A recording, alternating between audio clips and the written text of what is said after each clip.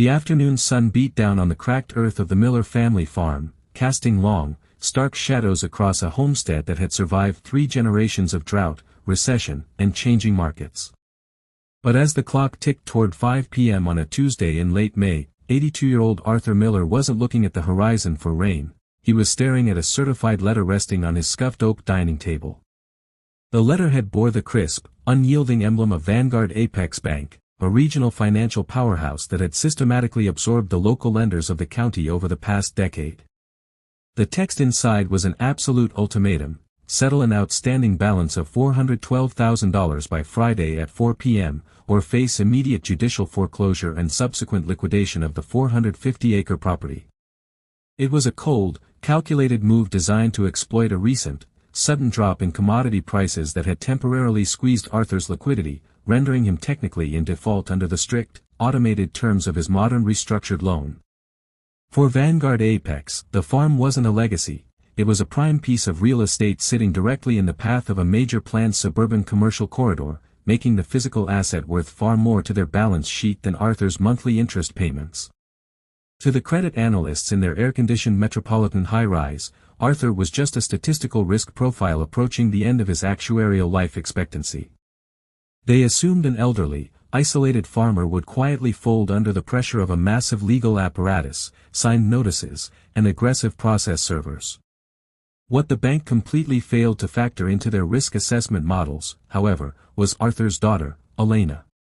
A meticulous compliance analyst for a regional logistics firm, Elena didn't panic when faced with corporate intimidation, she looked for the paper trail. While the bank's legal team spent Wednesday morning preparing the formal eviction filings and organizing the upcoming asset auction, Elena was already deep in the farmhouse basement, pulling open the rusted drawers of a heavy steel filing cabinet that hadn't been unlocked since 1986. Amidst decades of yellowed crop receipts, equipment warranties, and obsolete tax returns, her fingers brushed against an old, heavyweight bond paper envelope secured by a faded string tie. Inside lay a document that would completely rewrite the rules of the conflict, an original, fully executed 1986 joint venture irrigation and land use agreement between Arthur and Vanguard Apex's direct corporate predecessor, Valley National Bank. It wasn't just a relic of the past, it contained a forgotten cross-collateralization and perpetual grace period clause that the modern bank's digital system had entirely ignored. The modern financial system operates on algorithms, predictive text, and rigid legal boilerplate. When Vanguard Apex Bank automated its agricultural lending portfolio, it stripped away the human element that had governed rural banking for a century. To the bank's automated foreclosure algorithm, Arthur Miller's farm was flagged as an underperforming asset. The logic was simple: a 3-month delay in grain elevator payouts had caused Arthur to miss 2 consecutive payments on his restructured operating loan. Under Section 14, Paragraph C of the digital agreement he had signed online 3 years prior, the bank possessed the right to accelerate the entire debt if the borrower failed to cure the default within 30 days of formal notification. When the local sheriff's deputy pulled up the gravel driveway on Tuesday afternoon to deliver the certified foreclosure notice, Arthur was grease-stained from repairing a 1990s tractor engine. He took the envelope with trembling, calloused hands. The document didn't read like a conversation, it read like an execution order. It stated that unless $412,000 in principal, accrued interest, and corporate legal fees was deposited via wire transfer into the escrow account of Vanguard Apex Bank by Friday afternoon, the bank would execute its power of sale under the deed of trust. Arthur sat on his porch, looking out over the rolling fields of green winter wheat. This land had been in his family since his grandfather cleared the timber in the 1920s. He had poured his youth, his health, and his savings into this soil. The thought of losing it not to a bad harvest or a physical disaster, but to a piece of paper generated by a server farm 300 miles away, felt entirely surreal. He knew he couldn't raise nearly $500,000 in 72 hours. Local banks no longer held local funds, they were branches of national conglomerates managed by loan officers who required corporate approval just to waive a checking account fee. When Elena arrived at the farm after her shift, she found her father sitting in the dimming light of the kitchen, the notice untouched beside a cup of cold coffee. He looked smaller than she had ever seen him, crushed by the realization that his life's work could be erased by Friday. They won't extend it, Elena, Arthur said, his voice flat with exhaustion. I called the branch manager in town. He told me it's completely out of his hands. The file was moved to the Regional Loss Mitigation Department in the city. They said the system doesn't allow for manual extensions on accelerated agricultural accounts. Elena took the letter, her eyes scanning the dense, fine print. As a compliance analyst, her entire professional life was dedicated to understanding how large organizations hide behind rules, and more importantly, how they occasionally break them. She noticed the account number sequence at the top of the page. It wasn't a standard, modern 9-digit checking or loan format, it was an alphanumeric string that carried a specific prefix, VNB 1986 AG. Dad, Elena asked, leaning across the table. When you restructured this loan 3 years ago to put in the new grain bins, what did you do with the old paperwork from the original Valley National Bank loans? Arthur blinked, trying to remember through the fog of anxiety. Everything from the old days is downstairs in the green cabinet. But those loans were paid off 20 years ago, Elena. When Valley National was bought out by Great Plains Bank, and then Great Plains was bought by Vanguard Apex, they told me all the old accounts were closed out and rolled into the new digital system. Elena didn't say another word. She grabbed a flashlight and headed down the narrow wooden stairs into the basement. The air was thick with the scent of damp earth and old paper. The green 4-drawer filing cabinet in the corner was locked, but the key was exactly where it had been for 40 years, hidden inside an old coffee tin on top of the furnace. She pulled open the bottom drawer. It was filled with hanging folders labeled in her late mother's precise, elegant handwriting. Elena bypassed the tax folders from the 90s and went straight to the back, where the folders were thickest. She pulled out a heavy, legal-sized envelope made of thick, fibrous paper. The ink on the front was faded fountain pen blue, Valley National Bank, Joint Venture Agreement, 1986. Sitting on the concrete floor under a bare utility bulb, Elena carefully untied the string.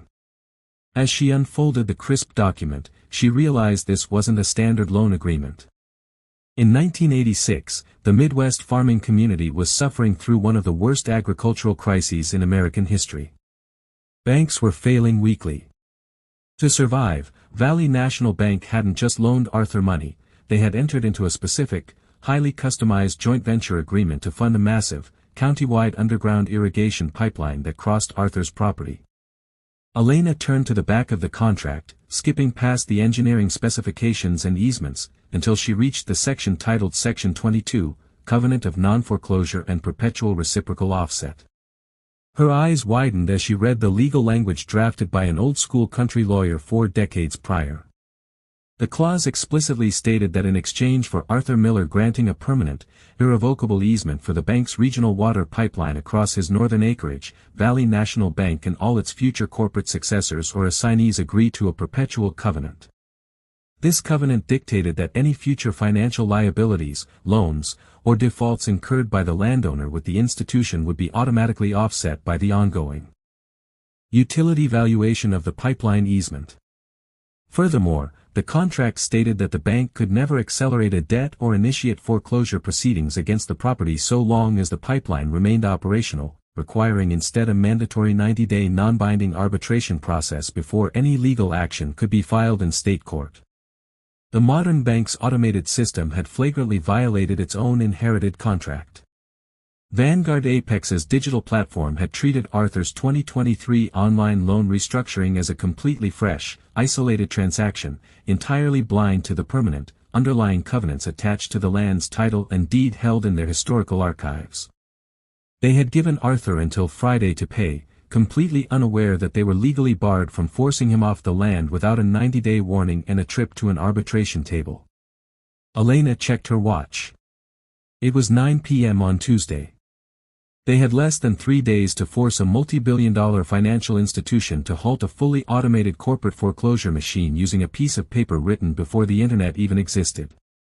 Elena didn't waste a single second celebrating. She knew exactly how corporate legal departments operated. They didn't stop a foreclosure because someone claimed to have an old document, they stopped a foreclosure when continuing it posed an immediate, quantifiable risk to their executive management. She carried the heavy paper envelope up the stairs, placing it on the kitchen table under the bright overhead light. Arthur looked at the yellowed pages, his hand brushing against the signature of his old friend, Thomas Vance, who had been the president of Valley National Bank back when local business was sealed with a handshake and a multi-page deed recorded at the county courthouse. "Is this really going to stop them, Elena?" Arthur asked, his voice a mix of desperate hope and deep-seated exhaustion. "The people on the phone, they don't know who Thomas Vance is. They don't care about a pipeline built 40 years ago. They just want the money, or they want the deed. They will care, Dad, because they inherited this liability when they bought out Valley National," Elena explained, her fingers already flying across her laptop keyboard. "In corporate mergers, you don't just buy an institution's profitable assets, you buy every single contract, easement, and legal restriction they ever signed. Vanguard Apex bought Great Plains Bank, who bought Valley National. The chain of title is unbroken. They are bound by this language, whether their automated software knows it or not." Elena's strategy was twofold. First, she needed to verify that the 1986 agreement had been properly recorded with the county clerk, ensuring it was in public encumbrance on the property title that no modern bank could claim ignorance of. Second, she had to draft an official, legally airtight notice of contractual non-compliance and demand to cease and desist, forcing the bank's risk mitigation department to manually pull the file before the Friday 4 p.m. deadline. By Wednesday morning at 8 a.m., Elena was standing at the counter of the county records office. The air inside the small municipal building smelled of dust and old leather-bound ledger books. The clerk behind the desk, a woman who had gone to high school with Elena, smiled warmly but looked tired. "I need to check the historical deed registries for the Miller Farm property, specifically looking for a recorded easement or joint venture covenant filed in the late summer of 1986, Elena said, her tone professional and urgent.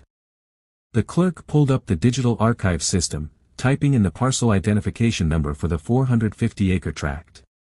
Because the county had digitized its records in the early 2000s. Many older agreements were preserved only as low-resolution scanned image files attached to the master land title. After a few tense minutes of searching, the clerk turned the screen toward Elena. There it was. Filed on August 14, 1986, Book 412, page 88, document reference, AG, VNB 0043. It was the exact contract Elena held in her hands. The county record proved that the perpetual non-foreclosure covenant was legally bound to the land itself. Any lender taking a mortgage or deed of trust on this property was legally subordinated to the terms of that 1986 easement agreement. The modern bank's title insurance company had either missed this during the 2023 loan restructuring, or the bank had simply chosen to ignore it, betting that an elderly farmer wouldn't hire a title attorney to check. Armed with the certified copy of the county record, Elena returned to the farm and spent the rest of Wednesday afternoon drafting the legal response. She didn't use emotional language. She didn't write about her father's failing health or the history of the homestead. Instead, she used the precise, cold, and calculated language of banking law. She structured the document around Section 22 of the 1986 contract, explicitly detailing how Vanguard Apex Bank was in direct breach of contract by attempting a judicial acceleration of debt without first initiating the mandatory 90-day non-binding arbitration process. She attached the certified copy of the recorded easement and concluded with a sharp, unambiguous warning: if Vanguard Apex proceeded with the foreclosure sale on Friday afternoon, the family would immediately file an emergency injunction in state court, sue the bank for wrongful foreclosure, slander of title, and seeking punitive damages based on reckless disregard of recorded property encumbrances. Elena knew that sending this document via standard mail or a generic corporate email address would result in it getting buried in a digital queue. Unread until weeks after the farm had already been sold. She needed to deliver it directly to someone with the corporate authority to halt an automated legal action. On Thursday morning, exactly 24 hours before the bank's ultimatum expired, Elena drove to the regional headquarters of Vanguard Apex Bank, located in the corporate business district of the state capital, 2 hours away. The building was a towering structure of glass and dark granite, a visual representation of the immense financial power they were fighting against. She walked into the marble lobby, carrying a professional leather portfolio containing 3 identical copies of the cease and desist package. She approached the security desk, her expression calm, confident, and entirely unbothered by the imposing environment. "I am here to hand-deliver a formal legal notice regarding an ongoing, high-liability breach of contract to the Director of Agricultural Risk Assessment and Loss Mitigation," Elena stated, her voice carrying the natural authority of a corporate compliance expert. The security guard blinked, caught off guard by her directness. "Do you have an appointment, ma'am?" "Usually, legal notices must be served through our registered corporate agent or mailed to our legal department. This is an emergency matter involving an active title encumbrance and an illegal foreclosure proceeding scheduled for tomorrow afternoon," Elena responded, leaning in slightly. "If this notice is not delivered to the head of loss mitigation today, your institution will be opening itself up to a multi-million-dollar wrongful foreclosure suit in state court tomorrow morning. I am happy to wait while you contact the executive suite to find out who wants to sign for this delivery." The guard, realizing this wasn't a standard disgruntled customer, picked up the internal phone and dialed the upper floors. Elena stood quietly, her heart pounding against her ribs. But her outward appearance remained completely unshakable. She knew that inside that glass tower, a massive machine was moving toward crushing her father's life's work by Friday at 4 p.m. She had just thrown a 40-year-old wrench directly into its gears. The security guard spoke into the receiver in hushed, urgent tones, his eyes shifting up to meet Elena's steady gaze. After a brief conversation that involved 2 transfers to increasingly higher floors, he hung up the phone and looked back at her with a distinctly more respectful demeanor. "An administrative assistant from the Legal Compliance Division is coming down to escort you to the 14th floor, the guard said, sliding a temporary visitor's badge across the polished granite counter. "Please step over to the executive elevator bay." Elena took the badge and walked toward the security turnstiles. As she waited for the elevator, she looked down at the leather portfolio tucked securely under her arm. Inside lay a 40-year-old defense system, written in ink that had dried before she was even born. When the elevator doors opened with a soft, muted chime, she stepped inside, feeling the sudden, smooth vertical acceleration that carried her deep into the heart of the corporate hierarchy. The 14th floor was a quiet world of plush charcoal carpets, expansive glass partition walls, and panoramic views of the city skyline. It was the absolute antithesis of the dust-blown, diesel-scented reality of the Miller farm. A young woman in a tailored navy suit met Elena at the reception desk. "Ms. Miller? I'm Sarah Jennings from the Office of General Counsel. I understand you have an urgent delivery regarding an agricultural account. I have a formal notice of contractual noncompliance and demand to cease and desist," Elena said, handing over one of the 3 crisp packages. "It concerns the accelerated foreclosure proceeding on the Miller farm property. Account VNB 1986 AG, which your loss mitigation department has scheduled for execution tomorrow afternoon at 4 p.m. Sarah Jennings took the folder, her eyes instantly scanning the formal legal cover sheet. "As I'm sure you know, Ms. Miller, once an account enters the final stages of an accelerated judicial foreclosure, the process is handled automatically by our asset liquidation system. The regional office doesn't have the arbitrary authority to pause an automated sale without an explicit, verifiable legal exemption. The exemption is right there in the folder," Elena replied calmly, pointing to the certified copy of the 1986 document. "Vanguard Apex is currently in direct, material breach of a perpetual covenant attached to the land's title, recorded in Book 412, page 88 of the county records. Your institution inherited this contract when you absorbed Valley National Bank. Under Section 22, you are legally barred from initiating foreclosure or acceleration proceedings without a mandatory, 90-day non-binding arbitration process. If that automated system is not manually overridden before 4 p.m. tomorrow, you will be executing an illegal asset seizure." The lawyer's professional smile faltered slightly as she looked at the certified county clerk's stamp on the attached exhibit. The term perpetual reciprocal offset was not something standard residential or commercial borrowers threw around. It was specialized commercial lending vocabulary from a bygone era of banking. "I will have our real estate title specialists review this document immediately," Sarah said, her tone shifting from corporate dismissal to cautious neutrality. However, I must manage your expectations. Our current digital lending agreements contain comprehensive merger clauses that generally invalidate or supersede prior oral or written understandings. A standard merger clause in a 2023 operating loan cannot unilaterally extinguish a permanent recorded land easement or a covenant running with the land held by a third-party property owner, Elena countered, her compliance training cutting through the lawyer's defensive posturing. The 1986 agreement was executed in exchange for a permanent utility easement across our property that your bank still actively uses to route the county's regional water pipeline. You cannot profit from the easement while pretending the attached non-foreclosure covenant doesn't exist. If your system executes tomorrow, we will file for an emergency injunction in state court at 8 a.m. on Friday morning, and we will name Vanguard Apex, its directors, and your title insurance provider in a multi-million-dollar slander of title action. Sarah Jennings adjusted her posture, realizing she was not dealing with a desperate, uneducated debtor, but a highly competent analyst who had constructed an airtight legal trap. Please take a seat in the gallery, Ms. Miller.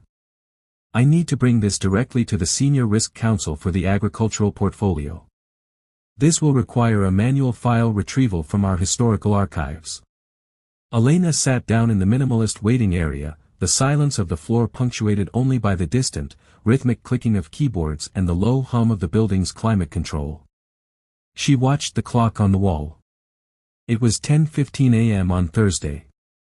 The bank's automated countdown was still ticking away, completely oblivious to the legal storm that had just arrived on its 14th floor. For the next 2 hours, Elena remained in the gallery, refusing to leave until she received a written acknowledgement of service signed by an officer of the bank. She watched as senior staff members drifted in and out of a glass conference room down the hall, holding copies of a yellowed 1986 agreement she had pulled from her father's basement. They were looking at screens, making phone calls, and reviewing the county's digital title registry.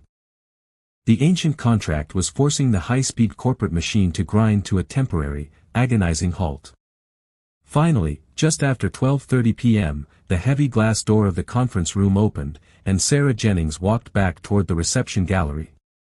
She was accompanied by an older man with graying hair at the temples, whose expression was entirely devoid of the corporate confidence that usually defined the bank's executive leadership. He held a signed document in his hand. The older man stepped forward, extending a hand with practiced corporate diplomacy.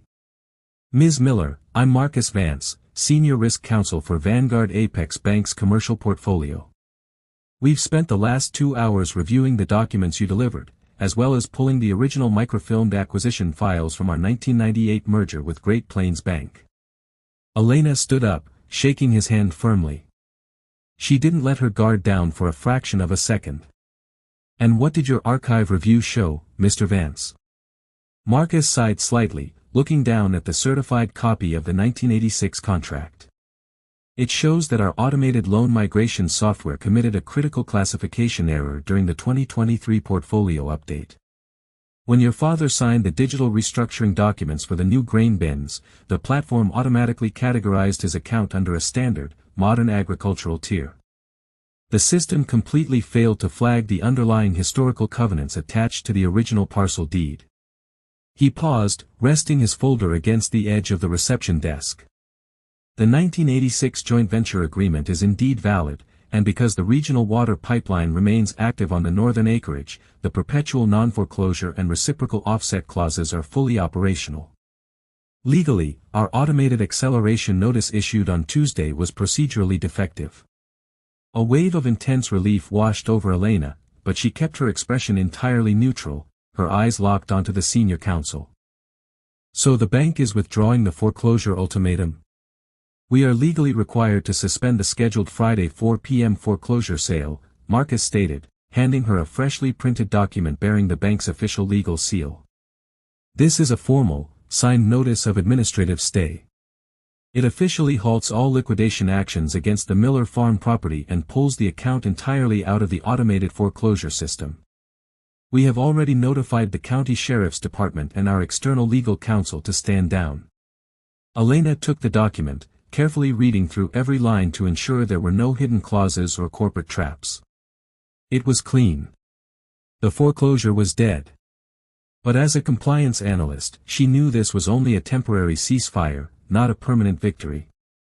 A suspension just buys us time, Mr. Vance, Elena noted, looking up from the page.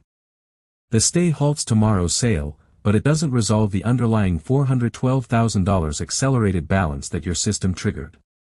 Under Section 22 of the 1986 agreement, we are entitled to a mandatory 90-day non-binding arbitration process to calculate the exact monetary value of the reciprocal offset from that water pipeline easement. Marcus Vance nodded, a hint of professional respect in his eyes. You've done your homework, Ms. Miller. And that is exactly what we need to discuss next. The pipeline running through your father's land doesn't just serve a few local farms anymore. Over the last 40 years, it has become a primary regional municipal water conduit handling millions of gallons of water daily for 3 surrounding townships. If we enter formal arbitration and a panel calculates the true cumulative utility valuation and reciprocal offset of that easement based on modern volume metrics, the bank's ongoing financial liability could significantly exceed the outstanding balance of your father's operating loan. The contrast was stark. 72 hours ago, the bank believed they held all the cards, holding a financial gun to an elderly farmer's head. Now, because a sharp analyst had dug up an inherited liability, the bank was staring at a massive, unpredictable legal vulnerability that could disrupt their entire regional infrastructure portfolio. Our commercial lending division wants to avoid a prolonged, public arbitration process just as much as you want to secure your father's land, Marcus continued, gesturing toward the open conference room down the hall. We would like to propose an immediate, structured settlement to permanently resolve this account before the 90-day window even begins. I have our chief agricultural underwriter on the line from Chicago. If you have the time, Ms. Miller, let's sit down and draft a permanent resolution that ensures your father never has to look at a foreclosure notice again. Elena checked her phone. It was 1:15 p.m. on Thursday. Back at the farm, her father was likely pacing the porch, watching the clock tick closer to Friday. She pulled out her phone and dialed his number. When Arthur answered, his voice tight with anxiety, Elena smiled for the first time all day. "Dad," she said softly, her voice echoing in the polished glass hallway of the 14th floor. "The bank just signed a formal stay. Tomorrow's sale is cancelled. The farm is safe. I'm sitting down with their senior counsel right now to make sure they can never touch this land again. Go turn off that tractor and get some rest." As she hung up, she turned back to Marcus Vance, her leather portfolio under her arm. "Let's go to the conference room, Mr. Vance. Let's see what kind of deal Vanguard Apex is willing to make to keep their water pipeline running." Elena walked into the expansive conference room and took a seat at the polished mahogany table. On the wall-mounted digital display, an Excel spreadsheet lay open, revealing the intricate financial modeling of the Miller family farm account. Marcus Vance sat across from her, while the speakerphone in the center of the table crackled to life with the voice of David Sterling, the chief agricultural underwriter broadcasting from the bank's main corporate hub in Chicago. "Ms. Miller," Sterling began, his voice carrying the clipped, pragmatic tone of an executive who looked strictly at cost-benefit ratios. "Let's cut directly to the core of the financial mechanics. Your delivery this morning highlighted a massive oversight in our legacy portfolio integration. Our legal team confirms that the 1986 Valley National contract binds us to a reciprocal offset calculation based on the volume of municipal water passing through that pipeline easement. If we proceed to a formal 90-day arbitration panel, our analysts estimate that the fair market lease value of that regional utility corridor, adjusted for inflation and cumulative volume over 40 years, would trigger an immediate credit offset of approximately $520,000 against the property." Elena kept her eyes fixed on the spreadsheet. She leaned forward, her fingers interlaced on the table. "Which is significantly higher than the accelerated loan balance of $412,000 my father is currently flagged for." "Precisely," Marcus Vance intervened, shifting his papers. "If we go to court or arbitration, the bank not only loses the foreclosure action, but we would likely owe your father a net cash payout of over $100,000, while still being bound by a perpetual non-foreclosure covenant that severely limits our ability to manage this asset under modern regulatory capital frameworks. From a pure risk management perspective, keeping this account on our books under the 1986 terms is no longer viable for Vanguard Apex. This was the classic turning point in corporate asset resolution. The bank didn't care about fairness, they cared about finality and eliminating unpredictable liabilities. Elena knew this was her moment of maximum leverage. So, what is the bank's formal proposal to clear this liability from your balance sheet? Elena asked. David Sterling cleared his throat over the speakerphone. We are prepared to offer a comprehensive, global settlement. Vanguard Apex will completely extinguish the outstanding $412,000 balance of the 2023 operating and infrastructure loan, executing a full release of the deed of trust. The debt will be wiped clean, recorded as fully satisfied in our system, and we will file an immediate satisfaction of mortgage with the county recorder. Elena listened intently, but as a compliance professional, she knew that a major financial institution never gave away nearly $500,000 without demanding something of equal value in return. And what does the bank require from the Miller estate in exchange for this full release of debt? In exchange, Marcus Vance explained, we require a formal termination of the 1986 joint venture agreement, specifically the cancellation of Section 22 and the perpetual reciprocal offset clause. We would replace it with a standard, modern utility easement contract. The bank will retain the physical pipeline easement on the northern acreage to ensure uninterrupted municipal water delivery to the surrounding townships, but it will be governed by a fixed, predictable annual lease payment of $12,000 paid to your father and his heirs for the next 30 years. Elena sat in silence for a long moment, mentally calculating the long-term implications. The bank's offer was incredibly lucrative on its face. It instantly saved the farm, eliminated every dollar of debt, and provided a steady stream of passive income for the next 3 decades. But she needed to ensure there were absolutely no hidden tax traps or structural loopholes. If the bank extinguishes the $412,000 balance, Elena noted, you must explicitly structure the transaction as a contractual settlement of a disputed historical liability, not as a debt forgiveness or cancellation of debt income. If your accounting department issues a Form 1099-C for debt cancellation, my 82-year-old father will face a massive, immediate federal and state income tax liability that could force the liquidation of the farm anyway. The settlement must be completely tax neutral for the landowner. Marcus Vance exchanged a quick, knowing look with the speakerphone. Elena had anticipated their standard accounting automated protocol. That is a reasonable and legally sound condition, Ms. Miller, Marcus conceded, making a rapid note on his legal pad. We will draft the settlement agreement under Internal Revenue Code Section 104, characterizing the transaction as a mutual release of disputed contractual claims regarding the 1986 easement valuation. This avoids triggering a taxable event for your father. The bank will absorb the internal write-off as a direct corporate operational loss. Furthermore, Elena added, pressing her advantage, the new modern easement contract must include an absolute environmental indemnity clause. If that 40-year-old water pipeline ever ruptures, leaks, or causes soil erosion on our agricultural land, Vanguard Apex must assume 100% of the cleanup, restoration, and crop loss liabilities. The annual $12,000 lease payment must be completely insulated from any operational maintenance costs. Agreed, David Sterling stated from Chicago. We will include our standard Tier 1 utility indemnity boilerplate.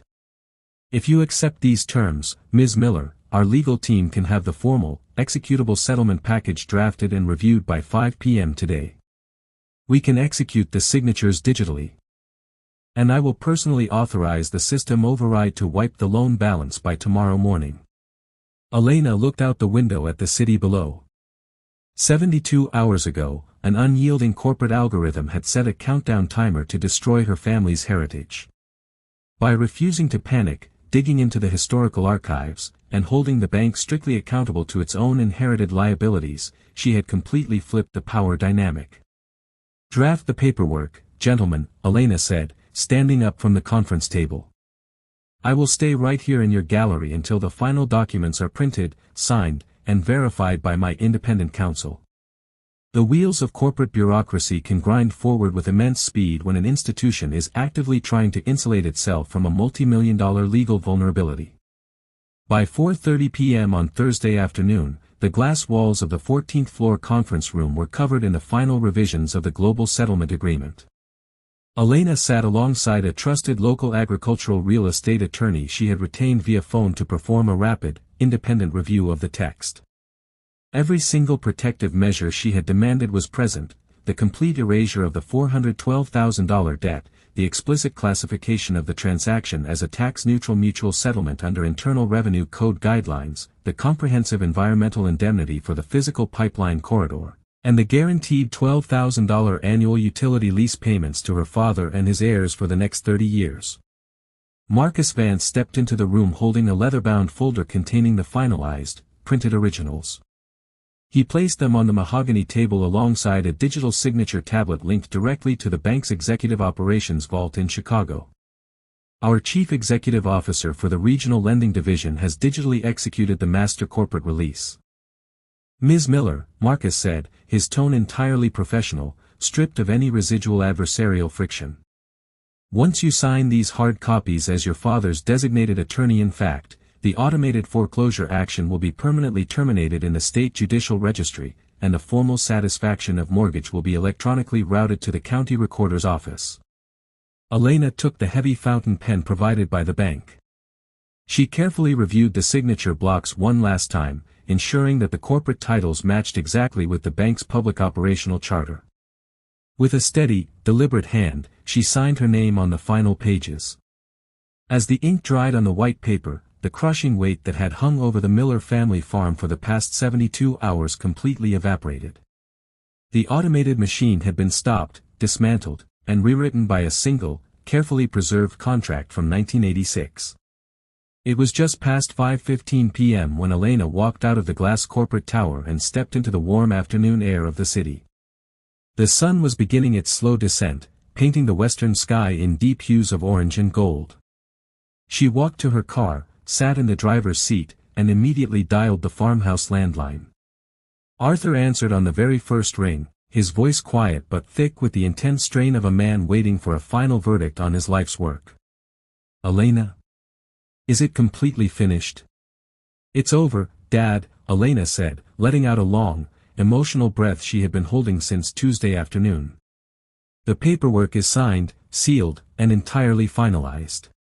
The bank didn't just cancel tomorrow's foreclosure sale, they wiped out the entire $412,000 balance of the loan. The farm is completely debt-free. You don't owe Vanguard Apex a single penny, and they are legally required to pay you $12,000 every single year just to keep using that old water pipeline on the north field." There was a profound, heavy silence on the other end of the line for several seconds. When Arthur finally spoke, his voice cracked with deep emotion. I don't even know what to say, Elena. I was sitting out here looking at the fields, thinking about where I would pack up 80 years of memories by Friday night. I thought the bank was simply too big to fight. Nobody is too big to fight, Dad, especially when they forget to read their own history, Elena smiled, turning the key in her ignition. Large banks think they can run the world using algorithms and computer screens, but a real contract recorded in ink at the county courthouse still carries the full weight of the law. The modern system tried to push you out, but that old 1986 agreement you signed with Thomas Vance kept your roots firmly in this soil. When will you be home, sweetheart? Arthur asked, the heavy fog of anxiety completely gone from his tone, replaced by a profound sense of peace. I'm leaving the city right now, Elena replied, pulling out of the parking structure and heading toward the highway that led back to the countryside. Have the coffee pot ready, Dad. Tomorrow is Friday, and for the first time in a very long time, we don't have a single deadline to worry about. As she drove away from the metropolitan skyline, the towering glass structures grew smaller in her rearview mirror, replaced by the vast, open spaces of the rural landscape. The rolling fields of winter wheat stretched out as far as the eye could see, vibrant and green under the late afternoon sun. The corporate world operated on numbers, metrics, and quarterly profit margins, but out here, life was measured in generations, seasons, and legacy. The bank had wanted the Miller farm by Friday afternoon, completely unaware that a 40-year-old promise buried in a dark basement cabinet had already secured the land for decades to come.